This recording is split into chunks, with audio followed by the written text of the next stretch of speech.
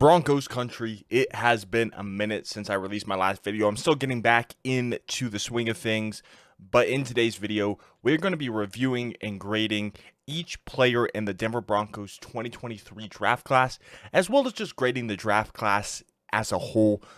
So each player will get a grade, and then the draft class as a whole will get a grade. Of course, these grades are very early as it's post their rookie season.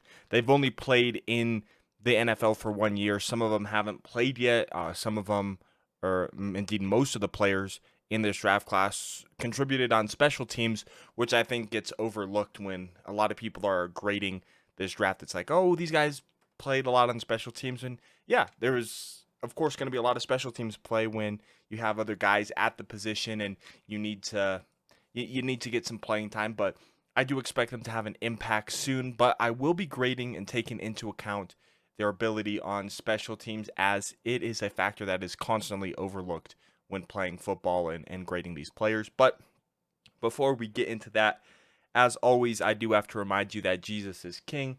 I just pray that you give your life to him. He's got a plan and a purpose for you. I may have a small platform, but this message is important to me, and all you need to do to be saved is to believe with your whole heart that Jesus is King and that he died on the cross for your sins, and you'll go to heaven. It's that simple. It's that easy. It's not through any works that we do, going to church, reading our Bible, doing all these good works. Those things are good, but they're not what gets us to heaven. It's through Jesus and his sacrifice alone. And as a Christian, it's important for me to share this message. A lot of people might not like it, but I don't care because it is important to me. Now, with that being said, let's go ahead and let's jump in to the 2023 Denver Broncos draft class. So, the first pick for the Broncos was Marvin Mims with this 63rd overall pick. Of course, we traded up to draft Marvin Mims, and a lot of people, including myself, were surprised at the time with other receivers such as Jalen Hyatt, Cedric Tillman, Josh Downs, Tank Dell still being on the board, just to name a few.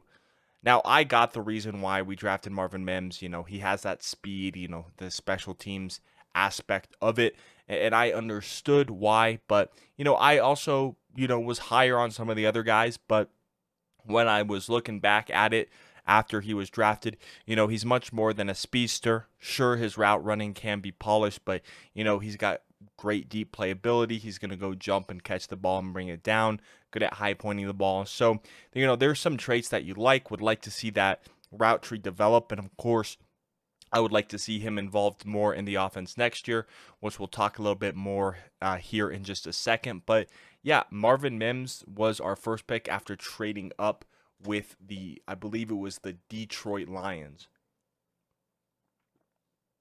So, on offense this year, Marvin Mims played in 16 games, registering 22 receptions on 33 targets, had 377 yards and averaged about 17.1 yards per reception, and had one touchdown on the year, that of course coming in week 2 versus the Washington Commanders.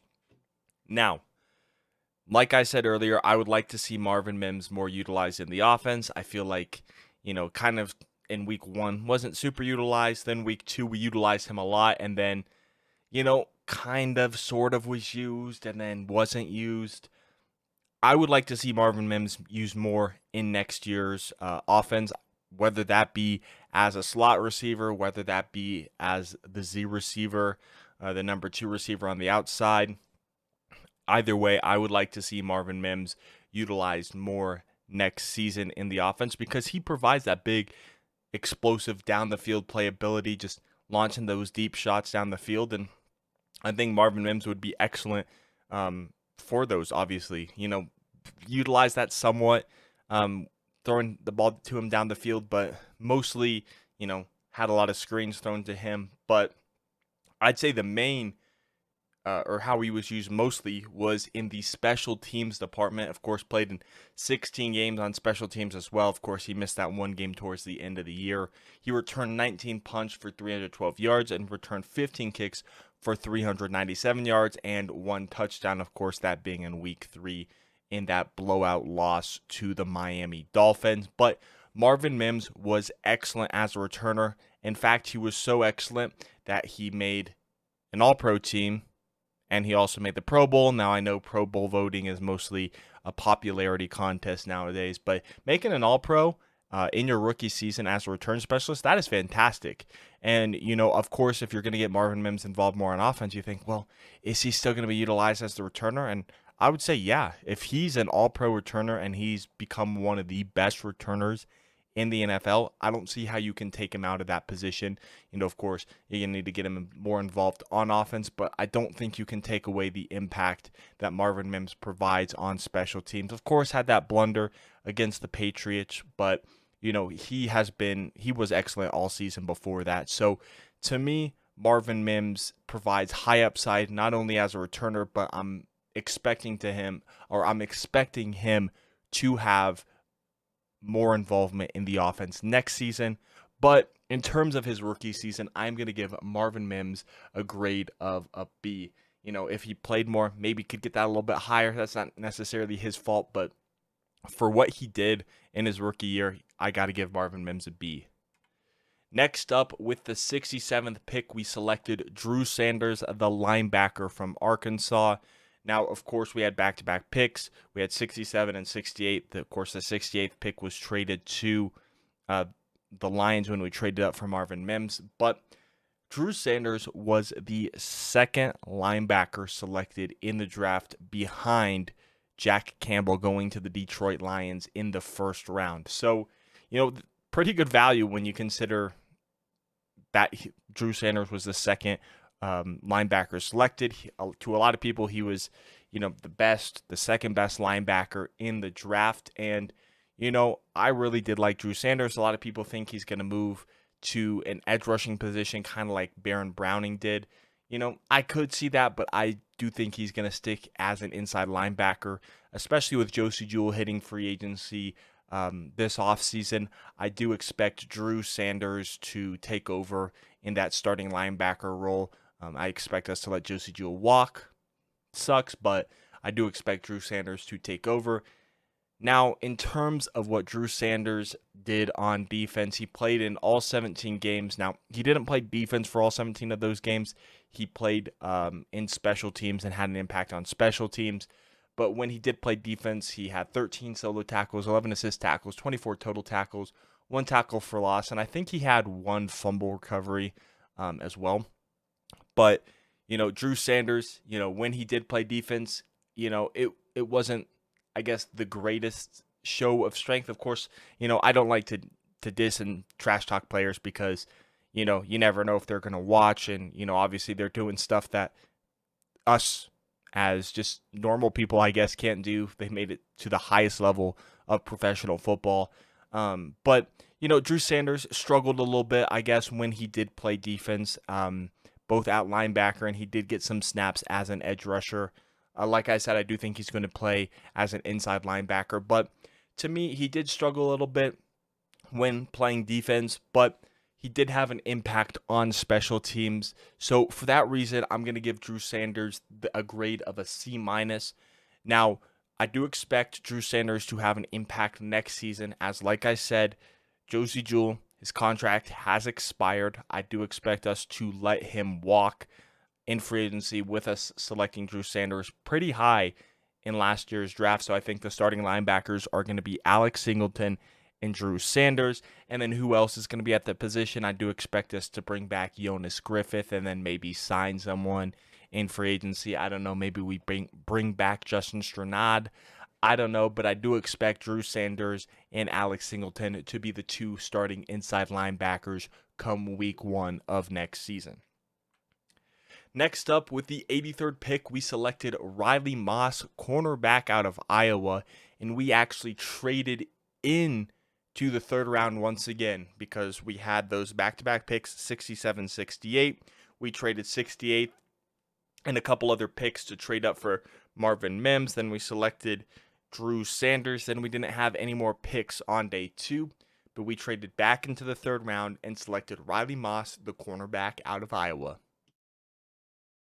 So, Riley Moss did start the season. I can't remember with what type of injury it was, but that caused him to miss the entirety of the preseason.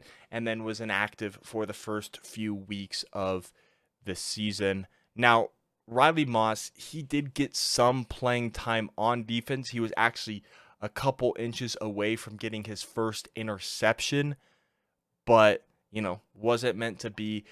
But I would say a majority of the time that Riley Moss did play, it was on special teams, whether that be on kick coverage. I saw him as a gunner mostly on kick coverage and punt coverage, but did have an impact on special teams. Really didn't start a whole lot, of course, with Pat Surtain being the cornerback number one. Then Fabian Moreau played pretty solid for a majority of the season, as well as you had Jaquan McMillan. He was a great slot corner. So Riley Moss didn't see a whole lot of the field. I do expect that to change because I believe Sean Payton said somewhere early in one of his press conferences that they still have big plans for Riley Moss. So I do expect him to get a lot of playing. Well, maybe not a whole lot. I don't know. I expect him to get a decent amount of playing time, I should say, next season. I'm not the coach. I don't know how much Vance Joseph, I don't know how much Sean Payton is planning on using Riley Moss. I should say I hope Riley Moss is getting a lot of playing time next season because from what I saw at Iowa, he was a solid corner, but really didn't get a whole lot of chance to show off what he could do at corner, mostly playing on special teams. In 14 games, you could see the 6 total tackles, 0 pass defended, 0 interceptions, but like I said, he was inches away from getting his first NFL interception, so I hope for Riley Moss that he gets his first interception next season. But in terms of a grade for Riley Moss, I'm going to give him a grade of a C minus, as didn't get a whole lot of playing time on defense, but did play on special teams, which does go unnoticed. But hey, for my sake, I hope Riley Moss plays some more because I'm hoping he's going to be a solid corner for us. Of course, I'm gonna cheer for every guy that the Broncos draft. I want them to be successful. It's not fun to root for someone to not be successful. But yeah, that is my grade for Riley Moss, a C minus. Next up, in the 6th round, pick 183, we selected J.L. Skinner, safety from Boise State. And I was super high on J.L. Skinner. I believe he was my 3rd ranked safety in this draft, behind Brian Branch and behind Jordan Battle, the 2 safeties from Alabama. And when he fell to the 6th round and we selected him, I was surprised. I kind of didn't even realize he was still available in the 6th round, which is crazy. But picking up J.L. Skinner, I was like, okay, yeah, we got J.L. Skinner. Unfortunately for him, he was inactive for the whole season, maybe aside from one game, but didn't get any playing time. So I'm going to give J.L. Skinner a grade of a not available because we haven't had time to evaluate what he can do. So at this time, it's an NA, but when we come back to regrade the 2023 NFL draft class for the Denver Broncos a few years down the line, this grade is subject to change, and we will give him a grade on the scale from A through F. Next up for Alex Forsyth, the center from Oregon, who we selected with one of the last picks in the draft. He's also getting a grade of an NA. Didn't get a lot of playing time. As an offensive lineman, doesn't really get a chance to play special teams all that often. So he gets an N/A, and same thing with J.L. Skinner. Down the road, when we regrade this class, he will get a solid grade. But for now, Alex Forsyth gets a grade of an NA.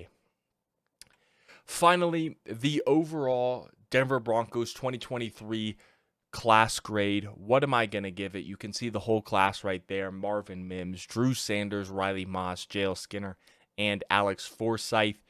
5 total picks. 5 total picks. Now, we don't have a whole lot of picks in this upcoming draft. I think we have 6 picks, I believe, if I'm not missing one. At this time, I don't know. If we trade up, we're obviously going to probably have less. But that's for a later video. I do plan on coming out with a mock draft video, maybe a mock off-season video, and a bunch more off-season content because the NFL draft is my favorite event of the year. So I do expect to cover it a lot more, especially for the Broncos, as of course they are my favorite team. But let me know what your thoughts are of the class, the overall Denver Broncos class grade, as my final grade for them is going to be a C minus. just kind of averaging out in that C range. You know, two special teamers and Riley Moss and Drew Sanders to start the year. I guess you could even throw Marvin Mims in there because he mostly played on special teams, but I do expect Marvin Mims to be our starting slot receiver in the future. I do expect Drew Sanders to be one of our starting inside linebackers in the future. I expect Riley Moss to be a starting cornerback for us, maybe. You know, maybe it's Surtain, Riley Moss, and Jaquan McMillan. Maybe it's Surtain, someone else, Jaquan McMillan, and then Riley Moss as a rotational corner. Then JL Skinner, he could compete for that strong safety role with, of course, Caden Stearns, PJ Locke, DeLaren Turner-Yell. So he can compete for that. And then Alex Forsyth, a potential depth center for us. So that's my thoughts on it. Let me know what your thoughts are on the Denver Broncos 2023 NFL Draft Class. Make sure you leave a like and subscribe to the channel, as the support is greatly appreciated. Thank you so much for watching. My name is Parker, and I will see you with a brand new Denver Broncos video here very soon. Peace out.